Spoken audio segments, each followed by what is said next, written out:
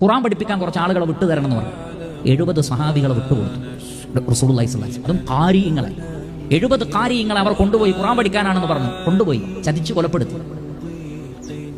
ഖുർആൻ അതിന്റെ ആശയങ്ങൾ പറഞ്ഞു കൊടുക്കാൻ വേണ്ടി ഹറാം ഇബ്നു മിൽഹാൻ തുനിഞ്ഞ സന്ദർഭത്തിൽ ശത്രുക്കൾ ഒരാൾ തന്റെ കയ്യിലുണ്ടായിരുന്ന കുന്തം കൊണ്ട് ഹറാം ഇബ്നു മിൽഹാൻ റളിയല്ലാഹു അൻഹുവിന്റെ പിറകിലൂടെ അദ്ദേഹം കുന്തമെറിഞ്ഞു.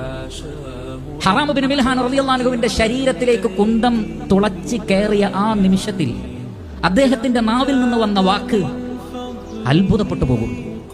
അദ്ദേഹം പറയുകയാണ്, ഫുസ്തു വറബ്ബിൽ കഅബ, കഅബയുടെ റബ്ബാണ് സത്യം, ഞാൻ വിജയിച്ചിരിക്കുന്നു, റഹ്മാനായ റബ്ബിന്റെ മാർഗത്തിലാണിത്. അതുകൊണ്ട് തുളച്ചു കയറിയ കുന്തത്തിന്റെ വേദനയല്ല മനസ്സിൽ വന്നത്, സ്വർഗമാണ് മുന്നിൽ വന്നത്. കുന്തമുന ശരീരത്തിൽ കയറുമ്പോൾ ഫുസ്തു വറബ്ബിൽ കഅബ, കഅബയുടെ റബ്ബാണ് ഐ വൺ, ഞാൻ നേടിയിരിക്കുന്നു എന്ന് പറയണമെങ്കിൽ എത്രമാത്രം സത്യസന്ധമായിരുന്നു അവരുടെ ഈമാൻ എന്ന് നമ്മൾ മനസ്സിലാക്കി.